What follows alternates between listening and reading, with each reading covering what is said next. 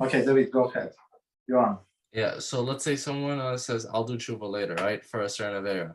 Does that avera of saying, I'll do tshuva, does it get counted as big of an avera as that avera he was saying, I'll do tshuva later for? For example, let's say he says, I'll do tshuva later for a kara sin. Does that saying, I'll do tshuva later count as a kara sin by itself? No. Or is it a different level type of sin? It's just a foolish statement to say. Because HaShem said, I think we're going to say here, what Hashem says, that's how you're confident. You're going to have time to Teshuvah. Who told you? Who promised you that you're going to live until the end of the day? Who promised you? Right? People say maybe in a month, by the time of El. Who told you that you're going to live till the end of the day?